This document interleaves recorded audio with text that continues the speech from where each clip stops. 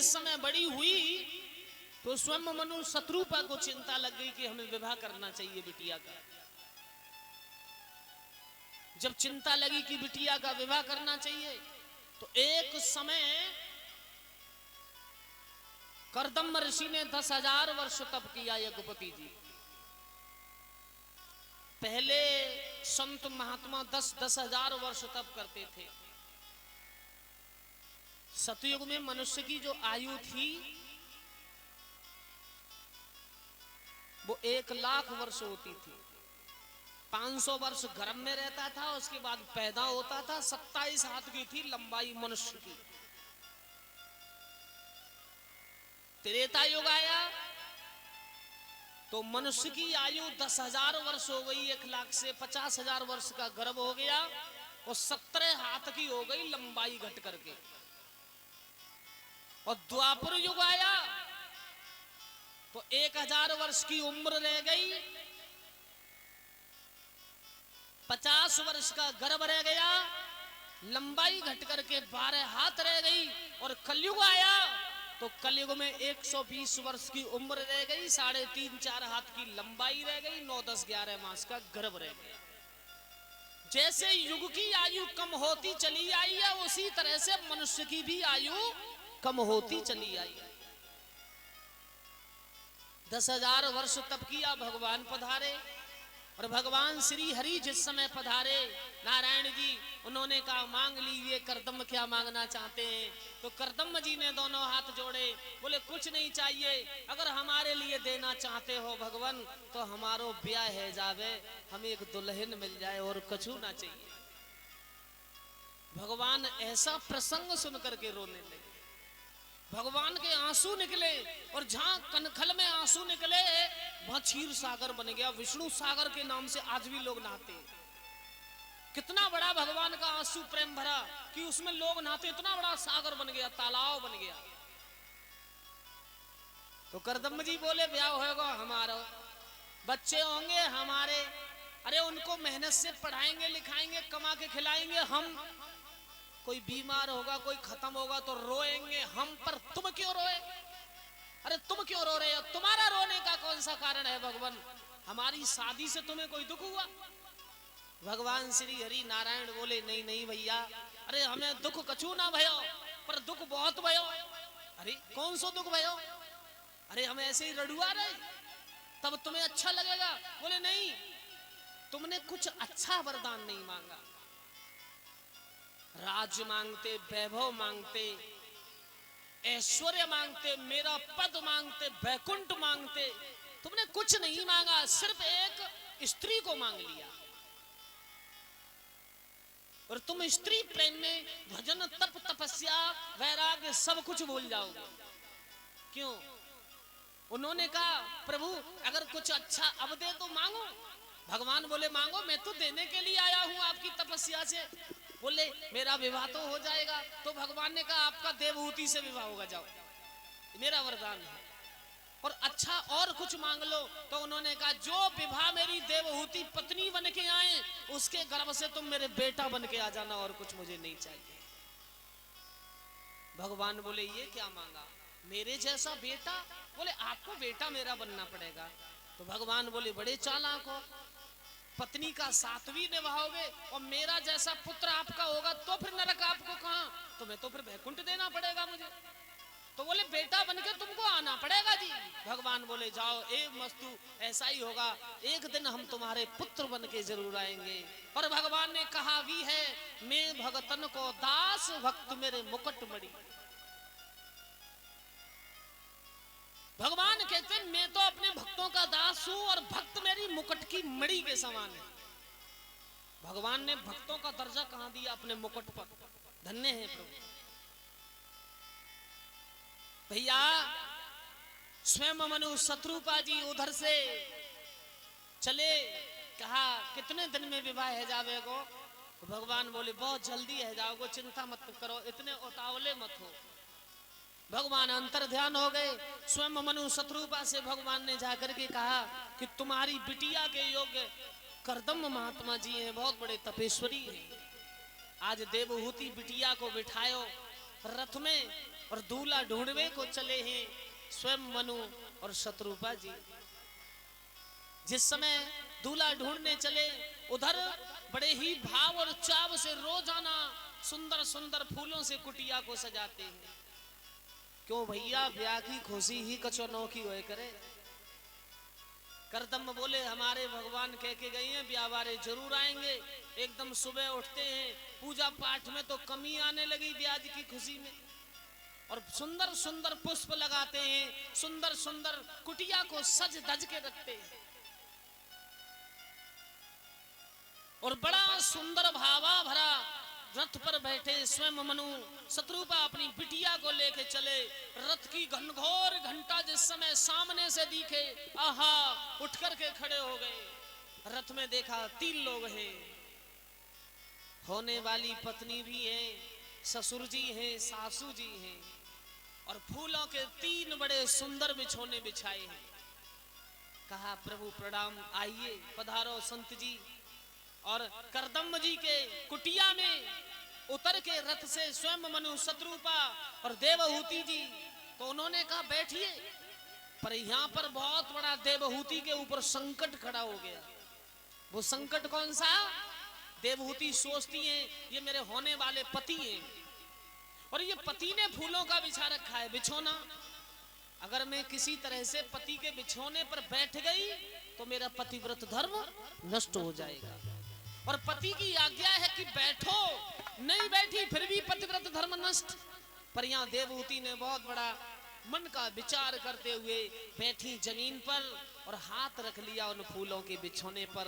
स्वयं मनु समझ गए कि अब हमारी बिटिया विवाह के योग्य है, समझदार है।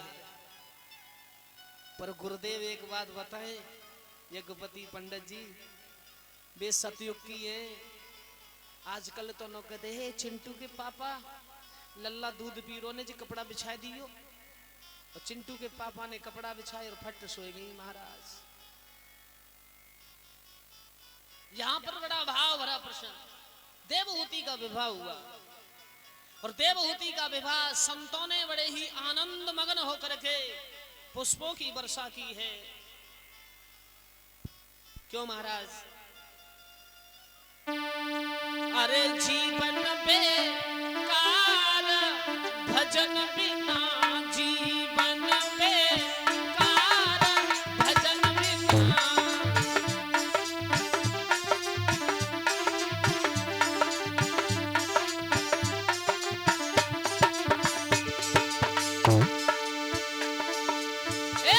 जीवन बेकार भजन बिना, जीवन बेकार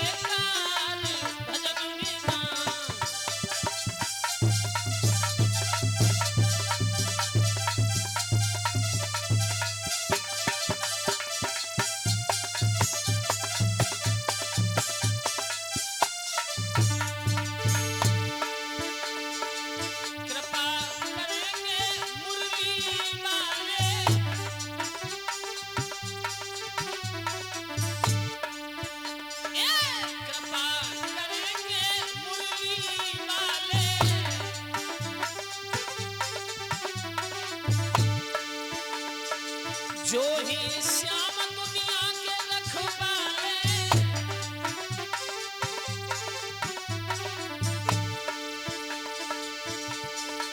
करते जगत उद्धार भजन बिना जीवन बेकार भजन बिना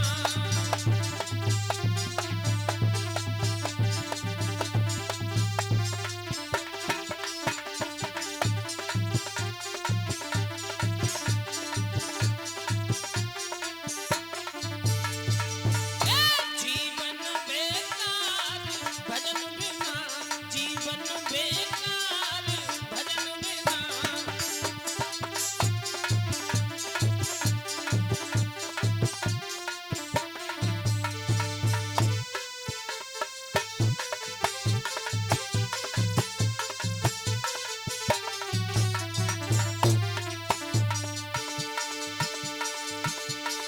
कृपा दृष्टि है माई ईश्वर की रक्षा करे वो भगवती माई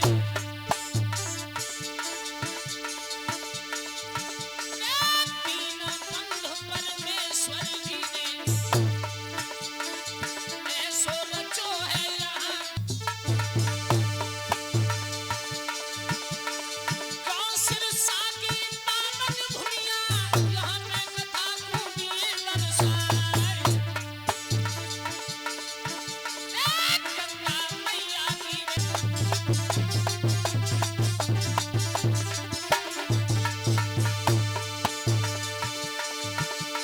समर बैठ जा लला ढोलक में अबे न गाँव का बुढ़ा बोलाए चलो ने हमें तम कायम है और सामने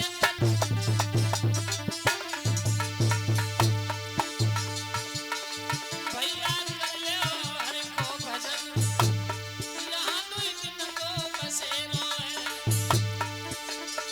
भक्तों कर ले हर को भजन यहाँ दुई दिन को बसेरो है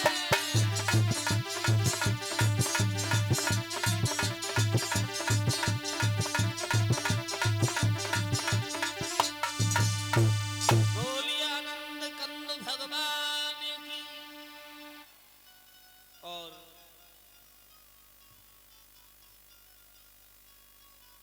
501 रुपए भिजवा रही हैं